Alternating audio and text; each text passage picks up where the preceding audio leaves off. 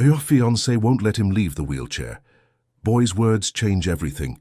The hall was silent as Bennett Holloway tried to explain to the guests why he had lied about his medical condition. His hands trembled as he gripped the wheels of the chair, and his voice came out broken, almost inaudible. That's when a skinny boy with curly hair and worn-out clothes appeared at the entrance to the hall and shouted for all to hear.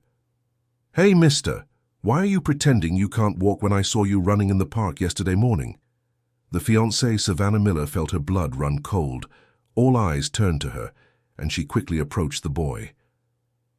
"Get out of here, kid. You're confusing people," said Savannah, trying to push the boy out. "I'm not confusing anyone, ma'am. I live in the little square near Central Park, and every dawn I see this man running. He really runs without any wheelchair," insisted the boy, pointing directly at Bennett.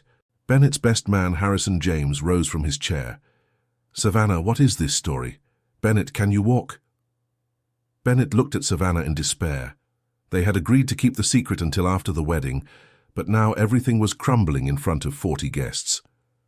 We were going to tell, sir," began Bennett, but Savannah interrupted him. "Dr. Julian is here. He can explain everything," said Savannah, calling the physical therapist who was sitting in the third row. Dr. Julian Vance stood up, visibly uncomfortable. He was a 50-year-old man with graying hair who had been treating Bennett for 2 years. "Well, it's true that Bennett regained the ability to walk about 6 months ago," confirmed the doctor. "But Savannah asked us to keep it a secret until the wedding." "We wanted to make a special surprise," said Savannah quickly. "Imagine how beautiful it would be for him to rise from the chair during the ceremony, in front of all of you." Dear listener, if you're enjoying the story, please take a moment to like and especially subscribe to the channel. It really helps us, who are just starting out, now continuing. The boy, who couldn't have been more than 12, laughed loudly. "Surprise? Ma'am, you're lying. I saw you receiving money from a man in a black suit whenever the gentleman was in the wheelchair over at the hospital." The silence now was deafening. Mrs. Eleanor Holloway, Bennett's mother, and a 70-year-old woman stood up trembling. "Savannah, what money is this boy talking about?" Savannah felt her legs go weak. She had been so careful, always arranging the meetings in discreet locations. "Mother Eleanor, I can explain. It's just, there's an institution that helps families with people with special needs. They gave me a monthly allowance to cover Bennett's treatment." Bennett's sister, Audrey, approached with her face red with anger. "Savannah, are you telling me you were taking money pretending my brother couldn't walk?" "It wasn't pretending. He really couldn't walk before. It's just that when he got better, I thought if we told right away, we'd lose the financial help that helped us so much." The boy shook his head. "It wasn't a little money. I saw the man handing you a fat envelope, and there's more." Everyone turned to the boy, who seemed afraid of nothing. "What's your name, son?" asked Mrs. Eleanor gently. "Gustavo, ma'am, Leo Brooks. I live over in the Hope Meadows community with my little brother Toby." Bennett felt something familiar about that name, but couldn't place the memory. "Leo, what else did you see?" asked Harrison James. "I saw her selling some things too, some different chairs, some equipment, you know. Sold them to a man who has a used goods shop on the street behind the hospital." Savannah turned white. "No one should know about this," Savannah said Bennett with a grave voice. "What equipment is Leo talking about?" "B. Bennett, I can explain all of this at home. This isn't the place to—" "Explain it right here," interrupted Audrey. "In front of everyone you let believe my brother was a poor, helpless soul." Savannah took a deep breath. The truth was being ripped from her hands like sand slipping through her fingers. "When you got better, we had received several pieces of equipment from the institution. Special chairs, an adapted stationary bike, support bars. Since you didn't need them anymore, I sold some things to help with the bills." "Help with what bills?" questioned Dr. Julian. "Bennett has a prosperous company. He pays for my treatment without any issues." Savannah looked at the floor. It was time to tell the truth that had been killing her inside for months. "I have debts, big debts." "From what?" asked Bennett, genuinely surprised. I started online gambling during the pandemic. At first it was just a pastime, but then I couldn't stop anymore." The confession fell like a bomb in the room. Bennett stood up from the wheelchair for the first time in front of all the guests, causing a mix of shock and relief. "Savannah, how much do you owe?" $60,000, she whispered. Leo, who had been watching everything in silence, approached Bennett. "Sir, can I tell you something in private?" Bennett bent down to be at the boy's eye level. "Go ahead, Leo." "Do you remember an employee named Martha Brooks? She worked at your company about 5 years ago." Bennett's eyes widened. Of course he remembered. Martha was fired under suspicion of petty theft from the storeroom, but they later discovered it had been a misunderstanding. When they tried to call her back, she had disappeared. "Yes, I remember. Why?" "She's my mother, and my brother Toby has been in a real wheelchair for 3 years. We never got help from anywhere." Bennett felt his heart tighten. While Savannah was defrauding the system to support an addiction, there were children who genuinely needed help and had no access to anything. "Leo, where is your mother now?" "She works cleaning offices in the early morning. That's why I'm alone taking care of Toby at night. That's how I started seeing you running in the park early in the morning." Savannah, who was listening to the conversation, felt even smaller. Her best friend Brooke tried to defend her. "Everyone, let's take it easy. Savannah made a mistake, but she also took care of Bennett when he really needed it." "Brooke," Savannah said softly, "don't try to defend me. There's something even you don't know." All attention turned to her again. When Dr. Julian confirmed that Bennett had fully recovered his mobility, I begged him not to tell anyone, not even you, Bennett. "What do you mean?" asked Bennett, confused. "I asked the doctor to lie and say you still needed more physical therapy time. I made up that I wanted to plan a surprise for our wedding." Dr. Julian shook his head. "Savannah convinced me it was important for Bennett's morale, that he would feel pressured if he knew he could already walk. I believed it was a way to protect him psychologically." "But that wasn't it, was it?" asked Audrey. "No," admitted Savannah. "I was addicted to the money I received from the institution and to the praise everyone gave me for being such a dedicated fiancé." Savannah's brutal honesty shocked everyone. Mrs. Eleanor approached her. "My dear, didn't you realize you were harming my son? He could have been living normally for months." "I did realize, Mrs. Eleanor, but I couldn't stop. It was as if I needed him to need me." Leo, who continued paying attention to everything, asked a question that broke everyone's heart. "Miss, would you feel less important if the gentleman didn't need you?" Savannah began to cry. A 12-year-old boy had summed up in one sentence what several psychologists had tried to explain to her for months. "That's right, Leo. That was exactly it." Bennett sat down in one of the chairs in the living room, trying to process everything. "Savannah, besides the gambling debts and the institution's money, what else have you been hiding from me?" "Your cousin Miles came to see me last month." "Which Miles?" asked Bennett. "The one who lives in Washington, D.C. "That's the one. He heard about your accident and wanted to help. He offered to pay all the medical bills that were still pending." "And you said what?" "That we still had a lot of expenses, that the treatment was costing about $8,000 a month." Bennett ran his hand over his face. "Savannah, the treatment doesn't even cost $2,000. "I know. I used the money he sent to pay the gambling debts, but it wasn't enough." Leo approached again. "Miss, there's one more thing I saw and haven't said yet." Everyone looked at the boy, who seemed to have become the center of truth that afternoon. "Go on, Leo," encouraged Bennett. "Once I followed you to a building downtown. I saw you go into a room that had financial counseling written on the door." "What room was that, Savannah?" asked Harrison James. It was a place that helps people with gambling debts." "Were you getting treatment?" asked Dr. Julian. "I tried a few times, but I always gave up. The psychologist said I had to stop using Bennett as an excuse for my problems, but I couldn't accept that." Mrs. Eleanor sat down heavily in a chair. "Savannah, during these 2 years, how many times did you stop my son from trying to walk?" "Many times. Whenever he said he was feeling better, I said it was dangerous, that he could get hurt again. And when the doctors suggested trying more intensive physical therapy, I convinced him it was too soon, that he should take it slow." Bennett stood up again. "Savannah, you stole months of my life. I know, Bennett. I know, and I don't know how to ask for forgiveness. Dear listener, if you're enjoying the story, Please take a moment to like and especially subscribe to the channel. It really helps us who are just starting out. Now continuing. Leo tugged on Bennett's pant leg. Sir, can I say one more thing? Of course, Leo. Yesterday I saw the lady talking to a man at the hospital. They were talking about some papers. Savannah tensed up again. What papers, Leo? I'm not sure, but I heard the man saying he was going to make a new medical report saying you still needed the wheelchair for another 6 months. Dr. Julian stood up abruptly. Savannah, were you trying to falsify medical reports? No, doctor. The man said he could adjust the documentation so the institution would keep releasing the assistance. That's document forgery, exclaimed Harrison James, who was a lawyer. Savannah, said Bennett in a serious voice, do you have any idea how serious what you're telling me is? I was desperate, Bennett.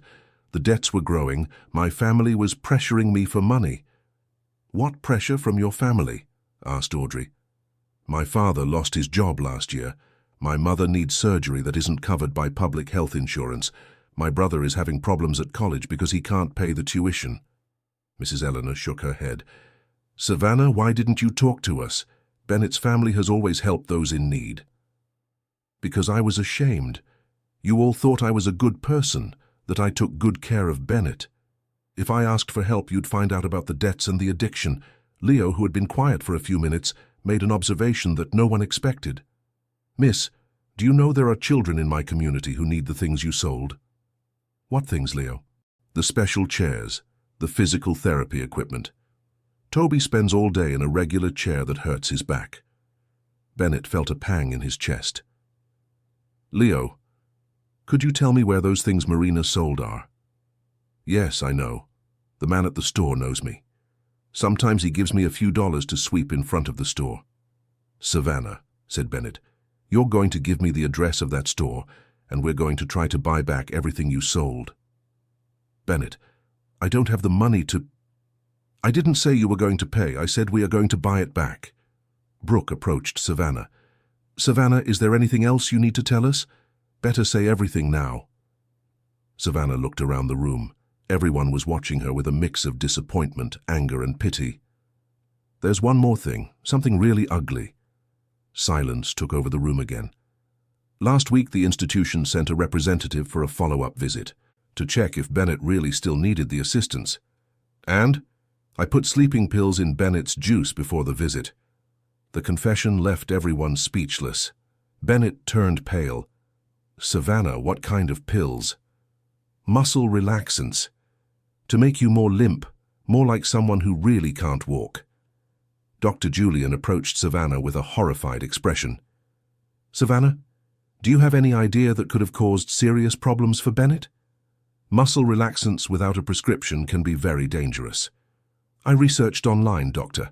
I saw it was a small dose that it wouldn't hurt. The internet is not medical school, exploded Dr. Julian. Bennett could have had an allergic reaction, breathing problems, or even worse. Leo looked at Bennett.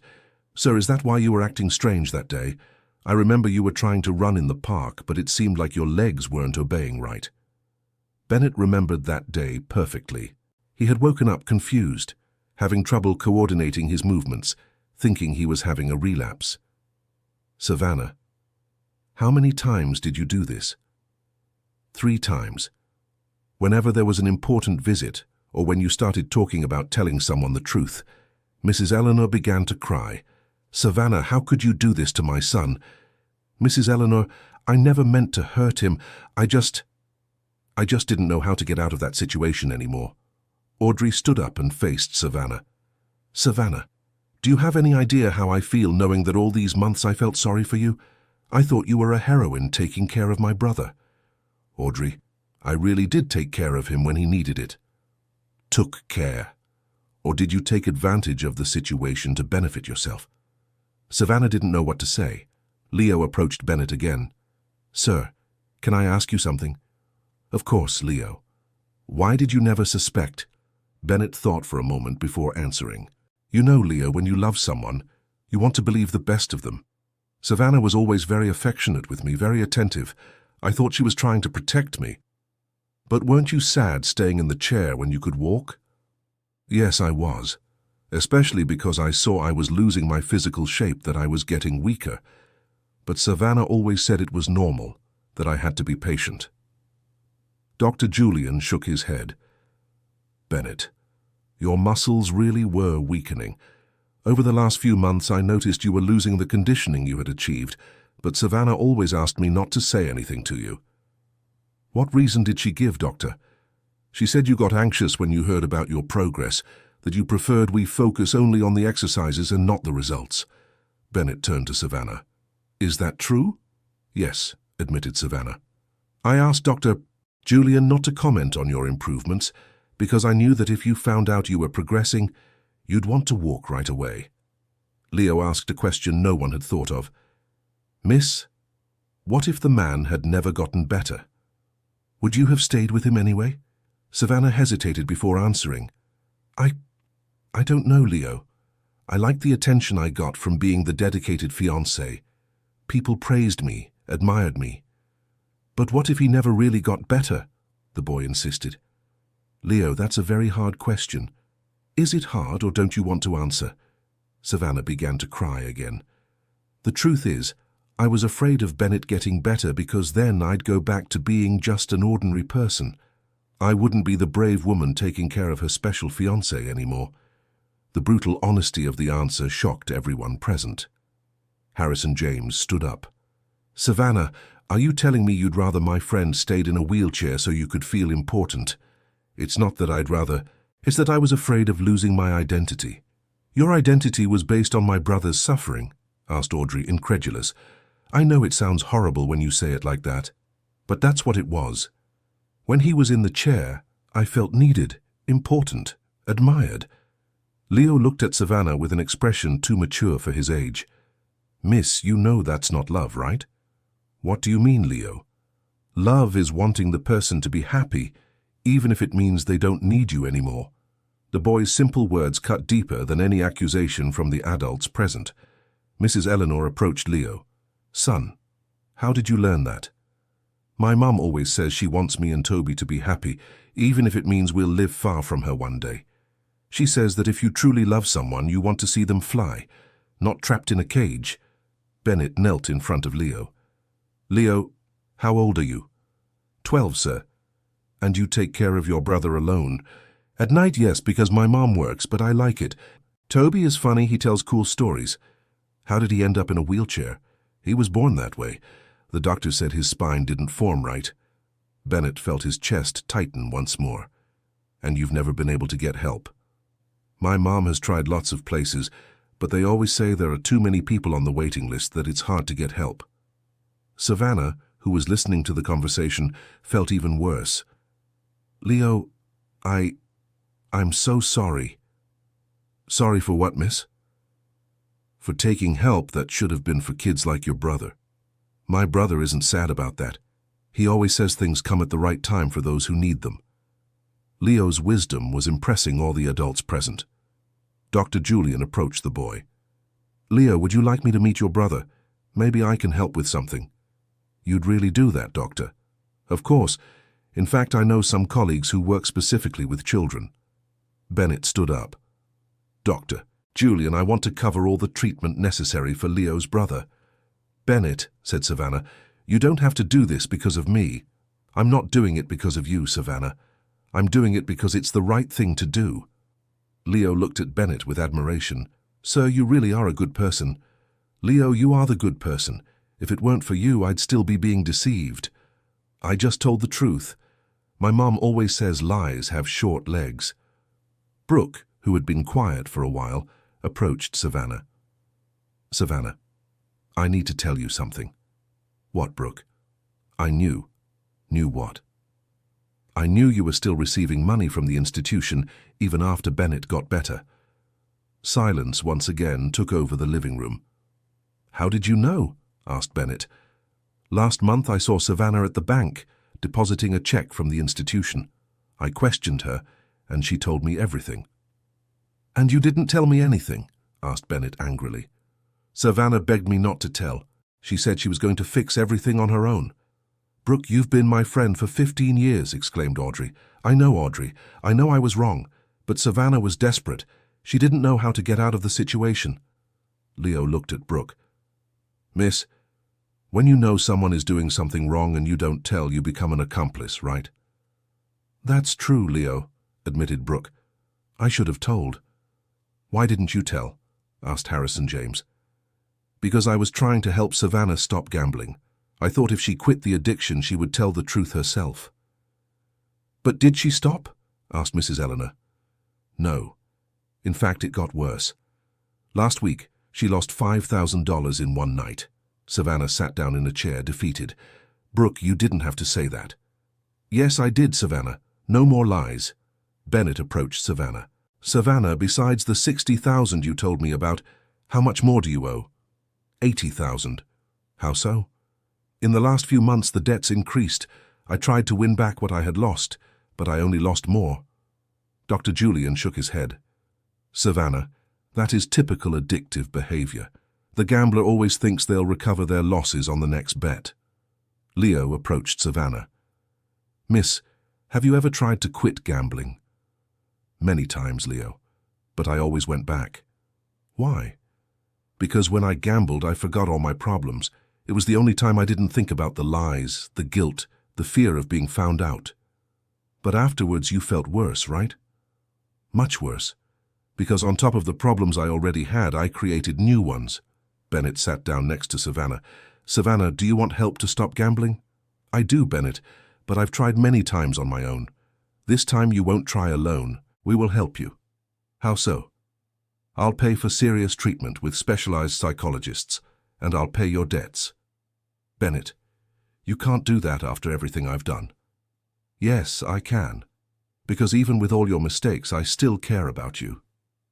Leo smiled. You have a good heart, sir. Leo, what if we did it like this?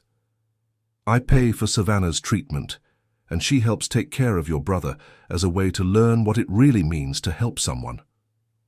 Savannah looked at Bennett with surprise. You would really do that even after everything? I would, but on one condition. What? You will take the treatment seriously. No pretending you're better, no lying to the psychologists. And if I can't stop gambling, then we'll see what to do, but you have to really try. Mrs. Eleanor approached them. Bennett, are you sure about this? I am, Mother. Savannah made many mistakes, but she also took care of me when I really needed it.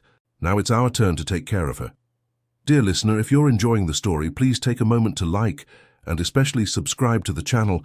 It helps us a lot as we're just starting out. Now continuing. Leo tugged on Bennett's sleeve. Sir, can I ask something? Of course, Leo. Do you still want to marry her? The question everyone was thinking, but no one had the courage to ask.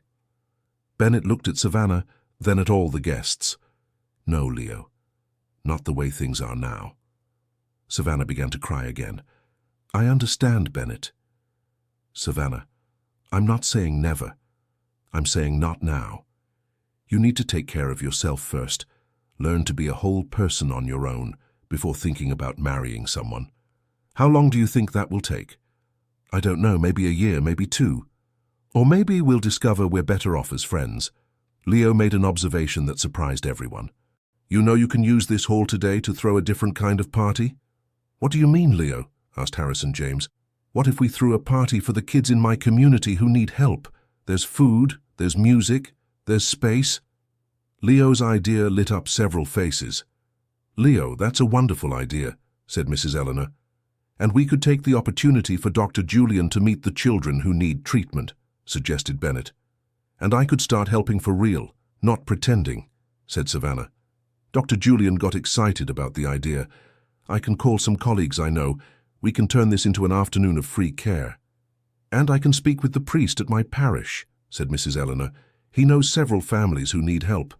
Leo clapped his hands. Then let's do it. It'll be much better than a sad wedding. Bennett laughed for the first time that afternoon. Leo, you're right. It will be much better. In 2 hours, the party hall was full of children from the Hope Meadows community, some in wheelchairs, others on crutches, others simply in need of attention and affection. Savannah was helping serve food to the children, and for the first time in months, she felt genuinely useful. Bennett was talking to Toby, Leo's brother, and was impressed by the boy's intelligence and good humor. "Toby, Leo told me you tell cool stories." "It's true, Mr. Bennett. Want to hear one?" "Yes, I do." Once upon a time, there was a prince who pretended to be sick to get the princess's attention, but then a real dragon appeared, and the prince discovered that pretending to be weak doesn't solve anything. He had to become truly strong to protect the ones he loved. Bennett smiled. "That story is very clever, Toby." "My brother taught me. He says we always have to tell the truth even when it hurts." "Your brother is very wise." "And what about you, Mr. Bennett? Are you going to go back to pretending you can't walk?" "No, Toby, never again." Meanwhile, Leo was helping Leo. Julian examined some children. "Doctor, what do you think about Annie's leg?" "I'll need some tests, but I think we can improve it a lot with physical therapy." "And Johnny's arm?" "Johnny will need surgery, but nothing too complicated." Leo smiled. "You really are a good doctor. Leo, you want to know something?" "Yes. You would make a great doctor." "Me? But I don't even study properly." "We can fix that. What if I talk to your mother about you going back to school?" Leo's eyes lit up. "You would do that?" "Of course, and when you grow up, if you still want to, I'll help you get into medical school." "Doctor, are you serious?" "Yes, I am. You have a gift for caring for people." On the other side of the hall, Savannah was talking to Mrs. Martha, Leo's mother. "Mrs. Martha, I wanted to apologize." "Apologize for what, dear?" "I took help that should have been for your son." Mrs. Martha held Savannah's hand. "Dear, everyone has their own struggle. The important thing is that we learn from our mistakes." "You're not angry with me?" "Anger is useless. What's useful is us helping each other from now on." "Mrs. Martha, can I ask you something?" "Of course. How do you manage not to become bitter with so much hardship?" "Dear, bitterness only poisons us. I prefer to use my energy to build good things." Savannah felt inspired by Mrs. Martha's simple wisdom. "Would you let me help take care of Toby?"